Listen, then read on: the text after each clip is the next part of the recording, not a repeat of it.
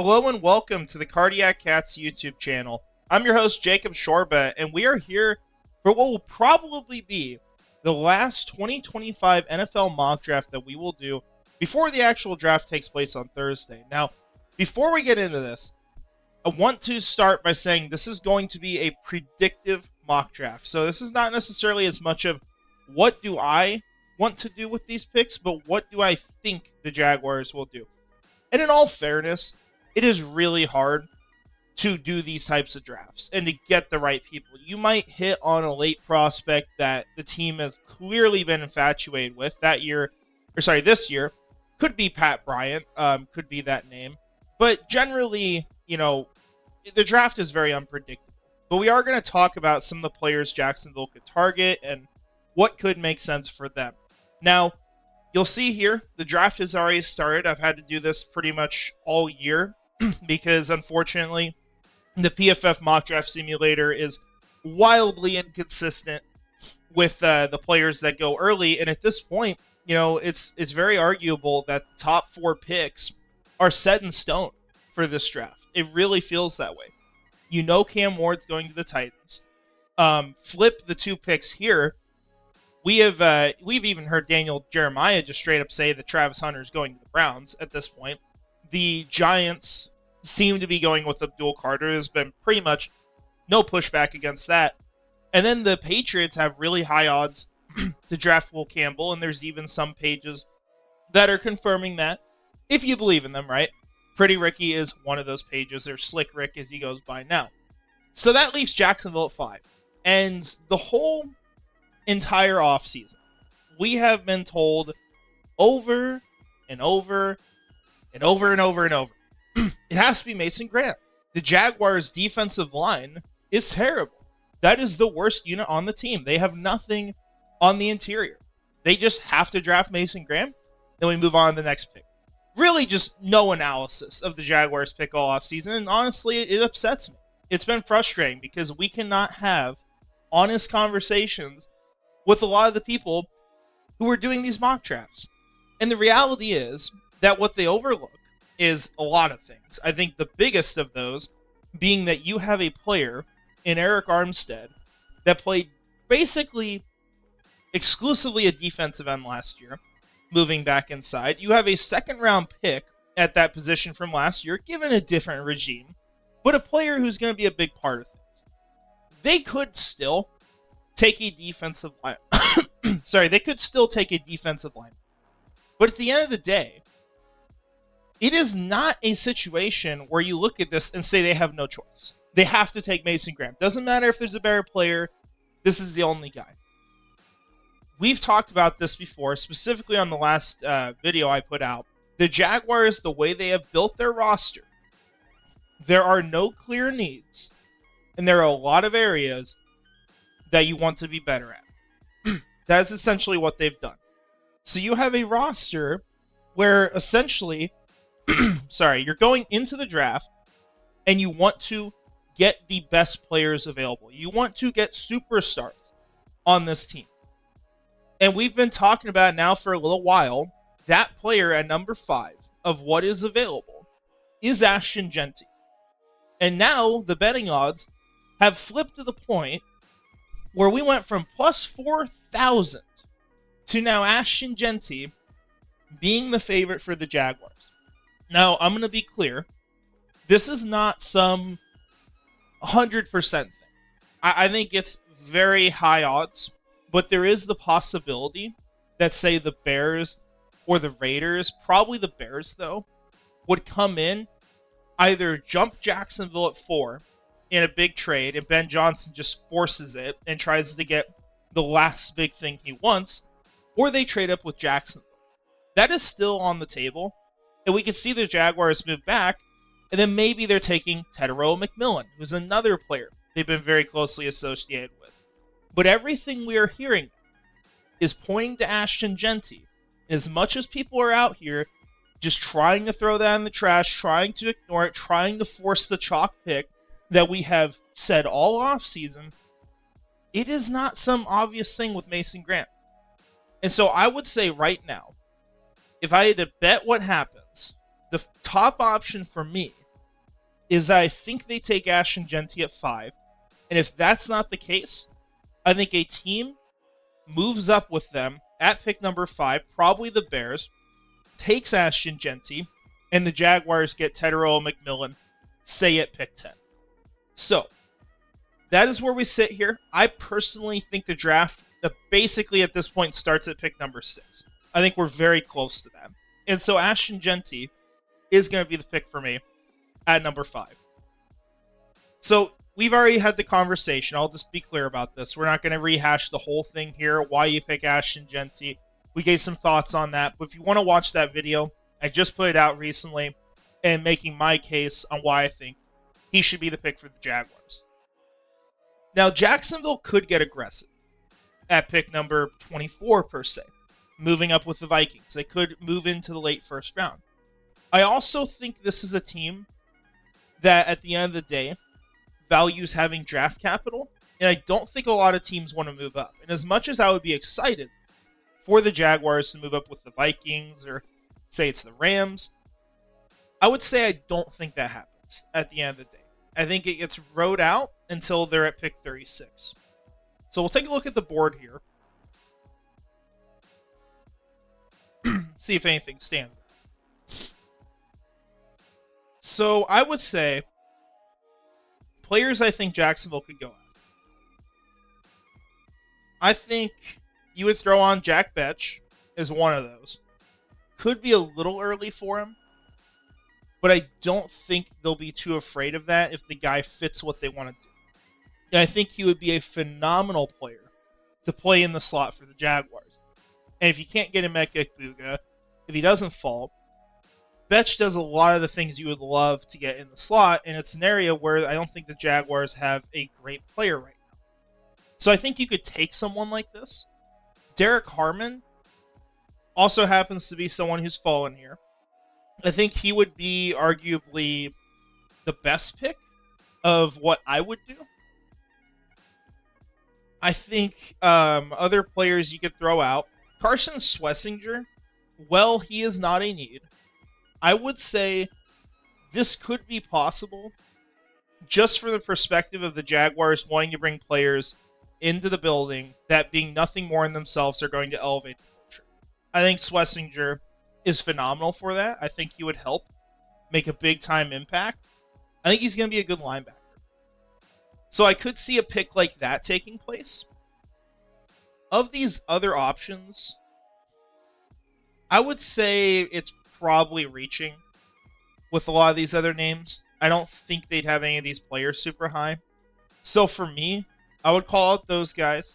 I think Benjamin Morrison, he could be a name that they consider too. But it's a question of scheme fit because he is a man coverage cornerback. And I don't know if Jacksonville is going to be very heavy on that. So he'd be another name I'd consider. Obviously, I love Kevin Winston Jr. I don't think he's going at pick number 36. So in this scenario, it's Jack Betch, or it's probably Carson Schlesinger. And I'm going to say that the Jaguars get a slot receiver, get someone who's going to help out the run game there, someone who's going to be a reliable part of the receiving game, and they're going to take Jack Betch at 36. That is going to be my bet here. And what you're going to have to understand, too, that's going to go with a lot of these teams, is that you're going to be taking players at a lot of these picks that you probably don't have graded that high. That's just the case with this class. It is not a super strong draft class, and you'll have to get deeper into day 2 before you start to feel comfortable with the players available. Now, in this situation, I don't think Kevin Winston Jr., I don't know. I think he goes late second, early third. It's possible he's here. Benjamin Morrison, at this point, I would be really concerned with the knee injury. Or I think it's the hip injury, actually, if he falls to the third round. So I'm going to say these two guys are not available. Options you could consider. I think Tate Ratledge would just be a solid starter on the offensive line. I think they could like him a lot. I think RJ Harvey is another player they would really like, but obviously, you got Ashton Jeanty here. Alfred Collins will be a nice addition. as far as players who really fit what I think they want to do, it's hard to make some of these picks, honestly. Gonna look deep down the board, see if anyone's hiding here. Probably not. So let's take a look back on page 1. I would say I think they could like Jalen Royals, but I think in this scenario it's not an option because you've taken Jack Betch. I would say you could talk about, obviously I mentioned Tate Ratledge. Maybe they would want to take a Mason Taylor if he's here. I think he's gone, though, at this point. Alfred Collins, they want to add to the defensive line. They made that pretty clear. And I think this is a really good player to add on where he could be sort of your nose tackle or just a 4-3 defensive tackle, whatever scheme you're in. I think he's going to help out a lot against the run. He's also got some incredible traits to work with. And I think in this scenario, just given that they want to add to the defensive line, I'm not sure I see another name that I would say would be ranked higher than him. We'll take a look really quick.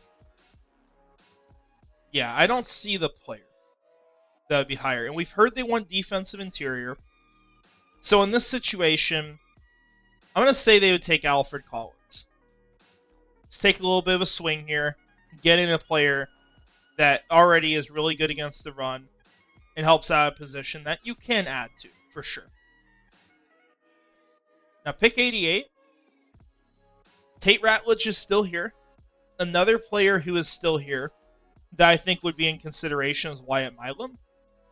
I think you could have questions athletically about Milam, but at the end of the day, I do think he'll be fine in either zone or gap schemes. He's grayed out incredibly well. He is a little undersized to play tackle, but I think you can bring him in, train him up to be a guard, and eventually he could be a replacement for, say, Ezra Cleveland at left guard. If they want to move on there, start saving money. So I think Milam, he would be a player for me that would be really enticing at this pick. I could see them liking him because he just has a great mentality the way he plays. He's a physical finisher on the field. I think they could really value that on this team. And so in this situation, given the other players available, I'm going to say they go back to the trenches. So now we'll have addressed running back, receiver, defensive interior, and also what would be the guard position as far as where Milam will play in the NFL. So that's going to be our picker at 88. Now, I do think Jacksonville could end up trading quite a bit. I just don't know where. So I am not going to project any trades here. But just keep that in mind. They're probably going to make some moves. Probably going to have some players they love. But I don't really know who those players are specifically for sure, or what part of the draft they would be going after. Here at 107, Jamari Caldwell would be a nice nose tackle addition, but you kind of got that in Alfred Collins, although they are different players. We have also heard the Jaguars have some interest in Noel Williams. I will be honest, I never got to watch him, unfortunately. I think I've heard good things about him. I could see that being a player the Jaguars want. And it is a position where you could definitely add some. So I would say Noel Williams is someone you could bring into this team. Now, looking at his grades, yeah, he's done fine in man and zone coverage. That would, I think, be important in this situation, specifically zone. But if you're an all-round player, I think that would be a really nice addition to this team, given that I have not watched him. Make that pretty clear. But I think this is a player they could want at pick 107. So now, at this point, we've addressed a lot of different positions. I think the pass rush could be an area that you start looking now. Getting another player to add to the rotation. I think tight end, you could add someone. Those would be areas I would look at. As far as the edge position, we'll take a look specifically at that. I don't see a player that clearly stands out. I know some people may like Baron Sorrell as a third guy in the rotation, but I just don't see someone I would necessarily throw in a pick on here that I know for sure fits the scheme, so he may just be out of luck at that position. At tight end, Jacksonville did lose their blocking tight end in Luke Farrell. Now, I know, of course, Brendan Strange is a good blocker as well, and that's his whole thing, really, but he is also a pretty good receiver and just a more high upside player. Also, got to keep in mind here the Jaguars did add 2 tight ends, and they don't necessarily have to come back and make a selection. So this may be a wide open pick for the Jaguars. Looking through what's available, I could see him throwing a pick in Miles Frazier as well, although that's a lot of change on the offensive line. Other players here, they could like Barrett Carter. That might be the direction we go. I would love Emory Jones Jr. around this point, but that's not going to be what we do. Pat Bryant, I think, is a later pick. I think he could be our guy we take at the next selection. So in this scenario, I would say I could see them liking Miles Frazier, looking at a player that maybe isn't like crazy impressive, but just a good football player. Adding that to the offensive line, an area you want to improve, just continuing to get more depth there. You got a lot of picks, right? There's going to be some areas that get a little redundant. There's going to be some overlapping positions selected. Now here at 142, and I know Kyle Williams is here. I'm going to ignore that because I don't think he should be. I would say if we got him here, yeah, Pat Bryant is probably the pick at this point for the Jaguars. I think that's someone they could take. He said himself that Jacksonville's the team he's had most contact with. I am going to guess that he will be a pick for this team. Could be 142, could be later. But I'm going to say 142, and they add that type of receiver here. Now, we'll just go to Turbo because we're probably not doing any trades here. Looking at what's left.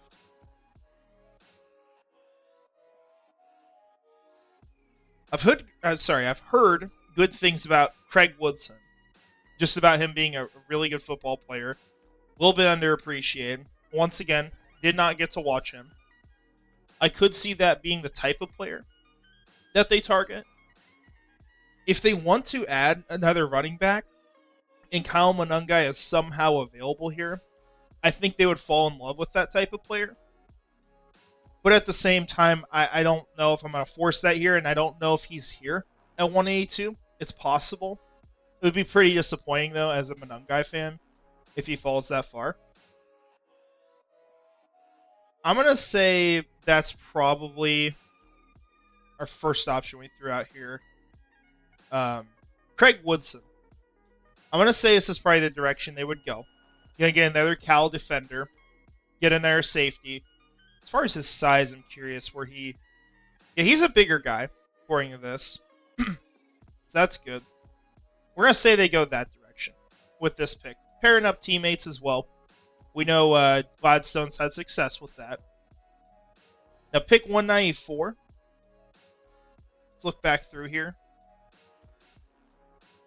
Some Monangai's gone.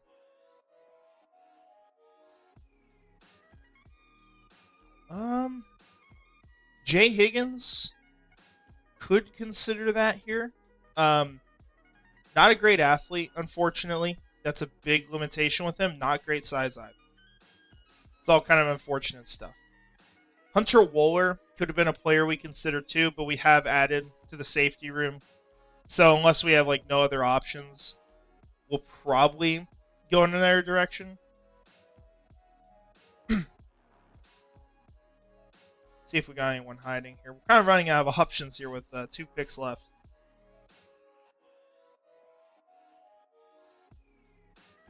And not seeing a whole lot here. Let's go back to Sean Dolak. Okay, that might be a player we talk about. We have not addressed linebacker. I could see the Jaguars throwing a shot at him. Heard good things about him. Once again, another player I did not get to scout. Heard a lot of good things, and I think this is the kind of range where you could take that type of player. I mean, we were pick 194, and I have 172 guys scouted. So I think that's very much on the board here. We're going to go that direction with 194, just getting in guys who are going to help the culture, even if they aren't, the best player on the team. And then 221 here. What would the Jaguars want to do? Let's see. This could be Hunter Wohler if he's still there. I could see Luke Lachey being the pick. Let's just throw on another tight end at the end of the draft. Also a guy from Iowa would be nice. But can't really associate the Jaguars in any way to him or say there's a reason why they would value him a ton. But I could just see that kind of pick happening. Yeah, not seeing... Okay, here's one. Here's a deep player I could see. He is a sleeper. Once again, another guy I have not watched, but someone they could develop at the tackle position. 6'7" is pretty crazy. I'm sure his measurements were a little bit less. But bring in a player you can develop on the offensive line. Might make the roster, might not, but it's pick 221. I think that kind of pick is fine here. We're going to take that for our final selection. So we'll run back through this again. And this is, once again, predictive mock draft. Not all the picks I would have made. But I think you could see something like this playing. I think the Jaguars at this point are most likely going to take Ashton Jeanty. And I think at pick 36, we've heard talk about wide receiver. We've heard talk about specifically Emeka Egbuka. If you don't get him, who is the type of player that could kind of fit that model or fit that kind of role? I don't think they're necessarily the same type of athlete, but I think Betch can be an all-around type of receiver, and you could move him out of the slot. You could do a lot of things with him, which is good. But I think he could do a lot to help your run game. I think he can do a lot just to be a reliable receiver over the middle and fight for yards after the catch. You make a lot of additions in the third round to the trenches. I think Alfred Collins is a great value at pick 70, just to add to that interior, and Milam's a great player to develop. And you're just getting a lot of solid guys from that point on. Guys that I think are going to help the culture as well. And could be potentially contributors down the road. But I could see a draft class like this. I think it's definitely possible. But we'll have to see what happens, right? We have got 3 days left till the NFL draft's going to be exciting. I think before the draft, my plans for videos, I would like to talk about my guys for this class before we get to the draft. I would also like to go through my big board at some point, and that will probably wrap it up for us. I think we'll live stream night one. Don't know if I'll do the whole first round, but I might do it at least for the very top of it with the Jaguars pick, give some instant analysis, and then go from there. So that's kind of the plan. For the rest of this week, let me know some players you think the Jaguars could target. Not necessarily guys you want, but guys you think they could go after and why. Be interesting to hear. But with that all said, we are going to wrap it up here. I appreciate you guys watching. I want to shout out our channel members before we go. Premiers here 904, Nightmare Eco, Gator John Bites, Ichi Wiener, Mr. Dolphin, Scrubber Ducky 500, Brian Foster, and Frangies. Thank you guys so much for watching and supporting this channel. Really appreciate it. And let me know your thoughts in the comments, and we'll see you guys in the next one. Finally, go Jags.